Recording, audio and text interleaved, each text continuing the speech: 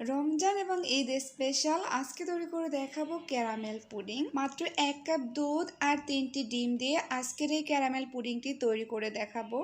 আশা করছি আজকের রেসিপিটি আপনাদের কাছে অনেক ভালো লাগবে এবং সহজও লাগবে। ইফতারে যারা ভাজাভুজির আইটেম খেতে পছন্দ করেন না, তারা চাইলে এরকম মজার মজার পুডিং কিংবা ডেজার্ট আইটেম রাখতে পারেন।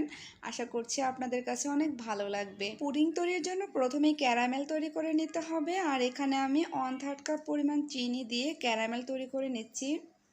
আর এখানে আমি কোনো ধরনের পানি ব্যবহার করিনি, এমনিতেই চিনিটা গলে যাবে। এই তো ক্যারামেলটা তৈরি হয়ে গিয়েছে এবং যে বাটিতে আমি পুডিংটা সেট করব সেই বাটিতে ঢেলে নিলাম।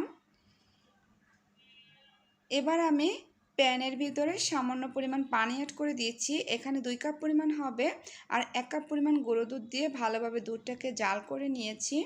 আর এইদিকে আমি 3টে ডিম ভেঙে নিয়েছি, আর এই ডিম 3টা কিন্তু নর্মাল তাপমাত্রার হতে হবে। সাথে এখানে চিনি অ্যাড করে দিলাম 1/4 কাপ পরিমাণ। ডিমটাকে খুব ভালোভাবে ফেটে নিয়ে তার ভিতরে আগে থেকে জাল করে রাখা দুধটাকে অ্যাড করে দিলাম। আর অবশ্যই দুধটাকে একটু ঠান্ডা করে নিতে হবে।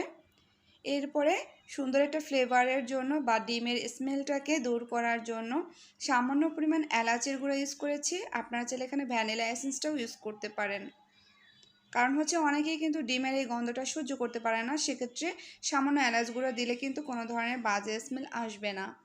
এরপরে আমি দুধ আর ডিমের এই মিশ্রণটাকে একটা ছাঁকনির সাহায্যে ভালোভাবে ছেঁকে নিচ্ছি। পুডিংটা সেট করার আগে অবশ্যই এভাবে করে দুধের মিশ্রণটাকে ছেঁকে নেবেন, না হলে এই যে দলা দলা রয়ে গিয়েছে এইগুলো দুধের ভিতরে থাকলে পুডিংটা কিন্তু স্মুথ হবে না। এরপরে আমি একটা ফয়েল পেপার দিয়ে বাটিটাকে ভালোভাবে মুড়িয়ে নিয়েছি। আপনারা যে কোনো ঢাকনা দিয়েও বাটিটাকে মুড়িয়ে নিতে পারেন। এরপরে আমি প্যানের ভিতরে সামান্য একটু পানি আর একটা কিচেন টিস্যু দিয়ে তার উপরে বাটিটাকে বসিয়ে দিলাম। এভাবে কিচেন টিস্যুর উপরে বাটিটা বসাই দিলে কিন্তু যখন পানিটা ভাপ উঠবে তখন বাটিটা নড়াচড়া করবে না। আর ঢাকনাতে যদি কোনো ধরনের ছিদ্র থাকে তাহলে সেটাকে আটকে দিবেন। চুলার আঁচটা মিডিয়াম টু লো হিটে দিয়ে প্রায় 40 মিনিটের মতন এটাকে আমি ভাপে রেখেছিলাম। প্রায় 40 মিনিট পরে এবার আমি ফয়েল পেপারটাকে তুলে নিচ্ছি আর একটু চেক করে নেব যে পারফেক্টভাবে পুডিংটা সেট হয়েছে কিনা। চেক করার জন্য একটা টুথপিকের সাহায্যে আমি চেক করে নিচ্ছি। টুথপিকটা যদি ফ্রেশ ওঠে তাহলে বুঝবেন যে এটা পারফেক্টভাবে হয়ে গিয়েছে। আমার টুথপিকের ভিতরে কোনো ধরনের কোনো কিছুই লেগে নাই, তার মানে আমার পুডিংটা হয়ে গিয়েছে। আর এবার তুলে নিয়ে ঠান্ডা করে একটা প্লেটে সার্ভ করে নিচ্ছি। অবশ্যই ঠান্ডা করে তারপরে কিন্তু প্লেটে সার্ভ করতে যাবেন, কারণ এই অবস্থায় কিন্তু প্রচুর গরম থাকে। আর এই তো দেখতে পাচ্ছেন মাশাআল্লাহ পুডিংটা একদম পারফেক্টভাবে সেট হয়ে গিয়েছে। দেখতেও কিন্তু অসাধারণ হয়েছে আর খেতেও অনেক বেশি লোভনীয় ছিল।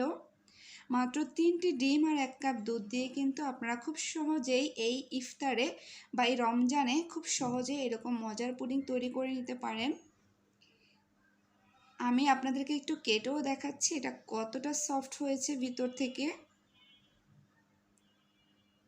আর এই তো আপনারা এরকমের সহজ সহজ পুডিংগুলো তৈরি করে ঠান্ডা ঠান্ডা পরিবেশন করতে পারেন।